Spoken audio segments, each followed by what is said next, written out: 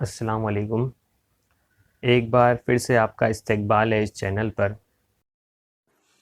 Class 10th English के 4th unit का first point है द वर्ल्ड इज़ माइन। आज के इस वीडियो में हम इसके सवालात के जवाबात देखने वाले हैं। आपके पास फर्स्ट क्वेश्चन है complete the following after reading the poem. आपको खाना पूरी कंप्लीट करना है, तो उसके आंसर्स यहाँ पर लिखे हुए हैं, आप इसकी हेल्प से इसको कर सकते हैं। उसके बाद यहाँ पे आपके पास जो सेकंड क्वेश्चन है उसके अंदर आपको जोड़ियाँ लगानी हैं, तो उसके आंसर्स नीचे लिखे हुए हैं, आप इस तरह से इसको देखकर कर सकते हैं। उसके बाद में यहाँ पर आपके पास थर्ड क्वेश्चन है, उसका आंसर नीचे लिखा हुआ है, आप इस तरह से थर्ड क्वेश्चन का आंसर इसको देखकर कर लीजिए।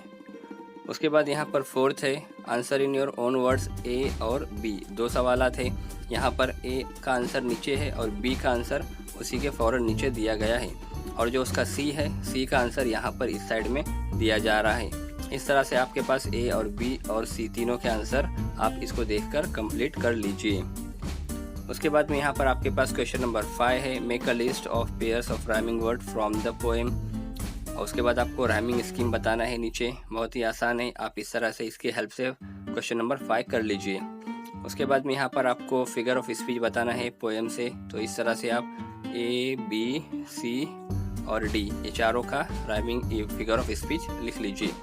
उसके बाद में यहाँ पर क्वेश्चन नंबर 7 है pick out 4 lines that contains imaginary.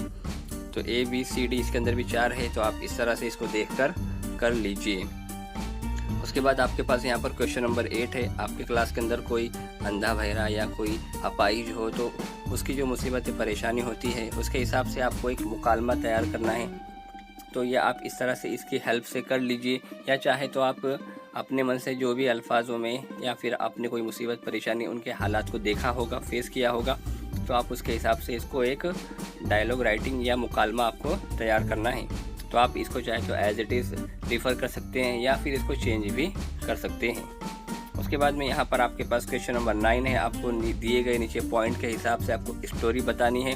अब उस स्टोरी के साथ साथ में आपको एक बेहतरीन सा टाइटल भी देना है, तो इस तरह से आप इसको देख लीजिए और उसके बाद में आप टाइटल भी अपना खुद का दे सकते हैं चाहे तो।